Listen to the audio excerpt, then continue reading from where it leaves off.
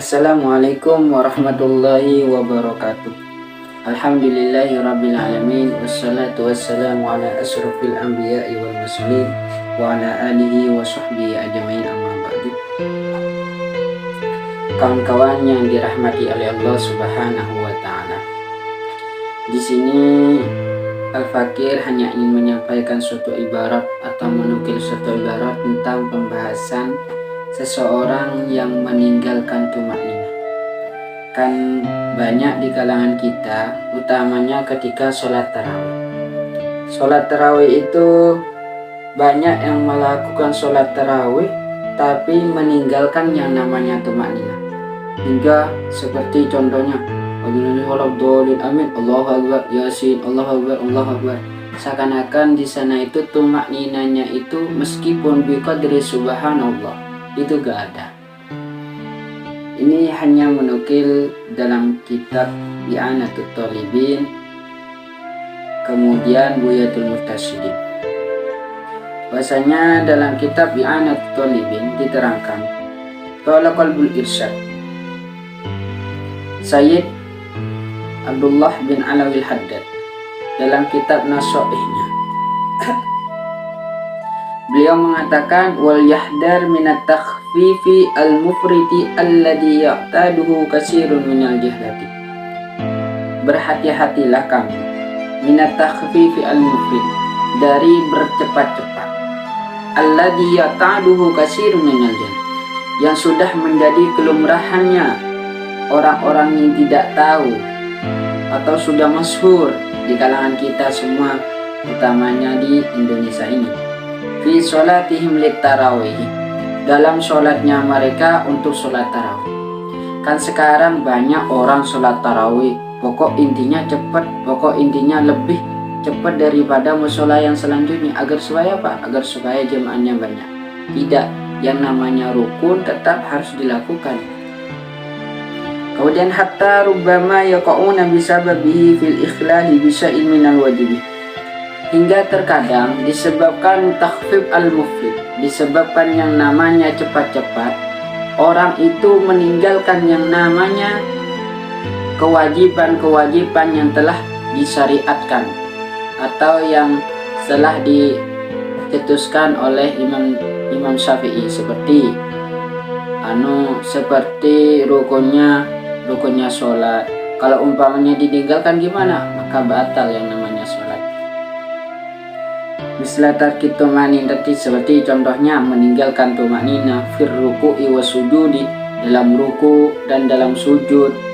Kok gak ada tumaninahnya di sana? Maka gimana? Atau tarki qiraatil fatihati, atau meninggalkan Fatihah. Padahal Fatihah ini menjadi rukunnya sholat, tumakninah menjadi rukunnya sholat, kok ditinggalkan karena cepat-cepatnya itu? Alal wajhi alladhi la budda minhu, yang menjadi kewajiban bisababil ajalati, kemudian ditinggalkan. Kenapa? Karena sebab cepat-cepatnya. Fayashiru ahaduhum indallahi la huwa shalla fafaza bisawab, maka seakan-akan pekerjaannya mereka itu tidak ada nilainya. Sholat tapi seakan-akan gak ada nilainya. Kita sholat ingin mengharap pahala dari Allah Subhanahu wa ta'ala, tapi yang namanya rukunnya kok ditinggalkan. Maka gimana? Seakan-akan hal itu tidak bernilai. Maka gimana katanya? Wala huwa tarkun, dia itu tidak dianggap meninggalkan yang namanya sholat tarawih. Akan tetapi pahala yang dia dapatkan itu seakan-akan gak bernilai. Sholatnya tetap tapi gak bernilai. Fa'tarafa bitaksir wa sallama minal ijabi, maka orang tersebut itu tahu ditaksiri dengan cara sembrono. Maka ketahuilah bahwasanya pekerjaan seperti ini itu termasuk pekerjaan yang sembrono, seakan-akan gak menghiraukan yang namanya kewajibannya. Assalamu minal hijab, ketika dia itu sudah salam, alhamdulillah sudah selesai, alhamdulillah sudah selesai, seakan-akan dia itu bangga terhadap karena cepat-cepatnya itu hingga menyelesaikan sholat tarawih dengan hanya perkiraan berapa menit atau 5 menit ataupun yang lainnya lah. Dia bangga. Wahadihi wa ma asbahuha. Hal ini dan sesuatu yang menyerupainya min a'dhami mukayyidis syaitan. Ini termasuk perkara atau tipu daya setan yang besar. Termasuk tipu daya dari setan yang besar li ahli iman, bagi orang yang ahli iman. Jadi kawan-kawan, meskipun ada madhab yang lain yang mengatakan bahwasanya tumaknina itu termasuk bukan rukun, tapi kan di kalangan Indonesia ini kebanyakan mereka itu ikut Imam Syafi'i. Jadi takut ketika kita itu ingin mengamalkan pekerjaannya madhab yang lain gak tahu, maka gimana? Jalanilah apa yang sudah ada di Indonesia. Seperti di Indonesia, kalangan Indonesia ini ikut madhabnya Imam Syafi'i. Kenapa? Karena kebanyakan orang yang tahu itu yang sejalur dengan mereka itu adalah madhabnya Imam Syafi'i. Kemudian dalam kitab Buyatul Murtasyidin diterangkan wa amma takhfifu al-mufrid fi sholati tarawihi fil bid'ah al-fasyih li jahlil a'immati wa takasulihim. Adapun bercepat-cepat atau muduru suti rosi itu kalau cepat langsung nomor 1 juga. Bahasanya cepat-cepat dalam sholat tarawih, apa katanya? Fil bid'ah al-fasyih, itu termasuk bid'ah yang sudah menyebar luas. Dijalil a'imati wa takasulihim. Kenapa? Karena ketidaktahuannya para imam wa takasulihim, dan termasuk malas dalam beribadah.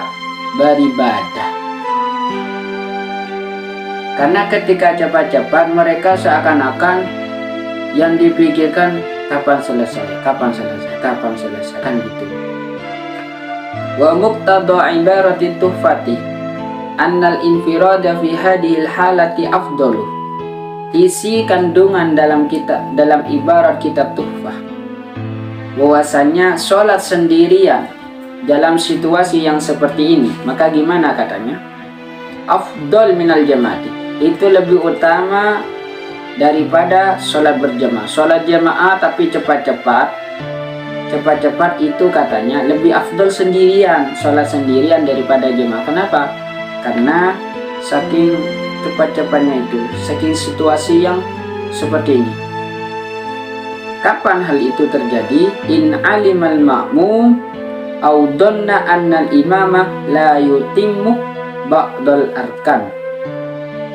Jika seandainya seorang makmum itu tahu atau dengan sangkaan saja, imam ini kalau cepat-cepat pasti, atau sangkaan pasti meninggalkan untuk menyempurnakan sebagian rukunnya atau tidak menyempurnakan sebagian rukunnya, maka gimana? Mengikuti seorang imam yang tidak menyempurnakan rukunnya, meskipun makmum itu dengan cara mengetahui atau dengan cara sangkaan saja, maka gimana?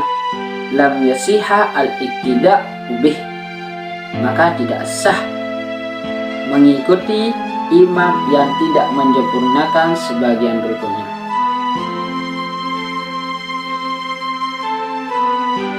Oleh karena itu juga diteruskan wa yajuzu al-fasl baina rakaati tarawih awil witri linaklin akhir, maka diperbolehkan untuk berpisah atau tidak mengikuti imam di antara beberapa rukun rukunnya tarawih atau sholat witir dengan berpindah kepada yang lainnya.